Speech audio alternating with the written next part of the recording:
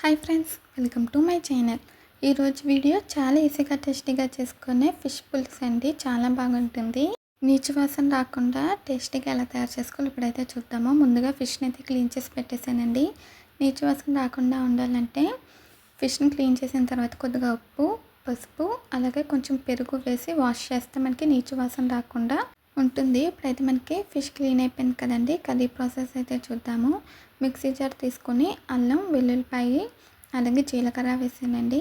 తర్వాత సన్నగా పొడుగ్గా కట్ చేసిన ఉల్లిపాయ ముక్కలు కూడా వేసి మెత్తగా పేస్ట్ అయితే తయారు చేసుకోవాలి. మూత పెట్టేసానండి. నేనైతే ఉల్లిపాయ పేస్ట్ తయారు చేసాక మీకైతే చూపిస్తాను. ఫిష్ కర్రీ కూడా చేయడం చాలా ఈజీ అండి. చూడండి, ఇప్పుడైతే మనకి ఉల్లిపాయ పేస్ట్ కూడా రెడీ అయిపోయింది కదా. ప్యాన్ పెట్టాను, ఆయిల్ వేసానండి. మనకి ఫిష్ కర్రీకి ఆయిల్ ఎక్కువే పడుతుంది. ఆయిల్ వేసాక కొద్దిగా మెంతులు వేసానండి. 1 స్పూన్ మెంతులు వేసాను. ఆయిల్ హీట్ అయిన తర్వాత మనమైతే ఉల్లిపాయ పేస్ట్ అయితే వేసుకొని ఫ్రై చేసుకోవాలి. ఉల్లిపాయ పేస్ట్ వేసి మనకైతే మధ్య మధ్యలో కలుపుకుంటూ దగ్గరికి వచ్చేంత వరకు కుక్ చేసుకోవాలండి. ఇలా ఒకసారి కలుపుకున్న తర్వాత పచ్చిమిర్చి అలాగే కరివేపాకు వేసి ఫ్రై చేయాలి. మొదటిసారి చేసే వాళ్ళు కూడా ఇలా ట్రై చేయండి. ఈజీగా ఉంటుంది, అలాగే చాలా టేస్టీగా కూడా ఉంటుంది. ఇప్పుడైతే మనకి ఇది బాగా ఫ్రై అవ్వాలి. వేడివేడి అన్నంలో ఫిష్ పులుసు వేసుకొని తింటే సూపర్గా ఉంటుంది కదా. మీలో ఎంతమందికి ఫిష్ పులుసు అంటే ఇష్టమో కామెంట్స్లో అయితే తెలియజేయండి.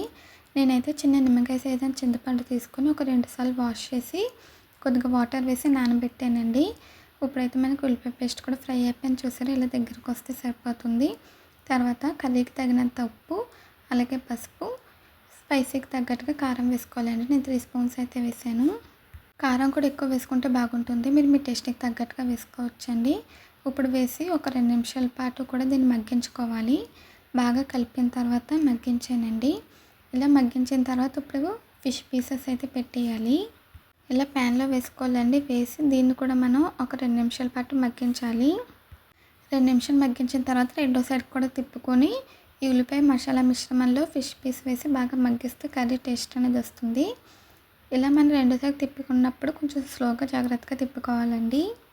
తర్వాత మనమైతే ఇంకా అసలు గరిటె పెట్టకూడదు, ఎందుకంటే గరిటె పెడితే మనకి పీసెస్ అనేవి విడిపోతాయి.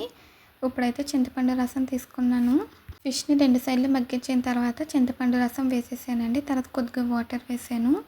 మనకి పులుసుకి తగ్గట్టుగా క్వాంటిటీకి చింతపండు పులుసు వాటర్ వేసుకొని తర్వాత ఈ విధంగా క్లాత్తో పట్టుకొని కలుపుకోవాలండి.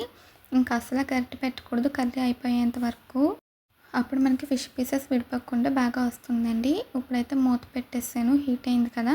పొంగు వచ్చే వరకు మీడియం ఫ్లేమ్లో పెట్టి తర్వాత లో ఫ్లేమ్లో పెట్టి ఉడికించుకోవాలి. చూడండి, మనకైతే పులుసు అయితే మరిగిపోయింది. ఇలా మరిగిన తర్వాత చివరిగా కొత్తిమీర వేసుకొని మూత పెట్టేసి మరొక 5 నిమిషాల పాటు కుక్ చేసుకోవాలండి.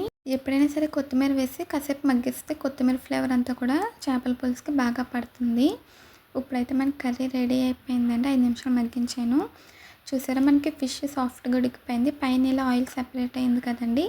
అప్పుడు మనకి కర్రీ రెడీ అయిపోయినట్టు మీకు చూపిస్తాను. ఫిష్ కూడా పర్ఫెక్ట్గా కుక్ అయిపోయింది. స్టవ్ ఆఫ్ చేసానండి. మనకైతే వేడివేడిగా చేపల పులుసు అయితే రెడీ అయిపోయింది. ఈ వీడియో నచ్చిందండి. నచ్చితే ప్లీజ్ లైక్ చేయండి, షేర్ చేయండి, సబ్స్క్రైబ్ చేయండి, అలాగే కామెంట్ చేయండి. Bye friends.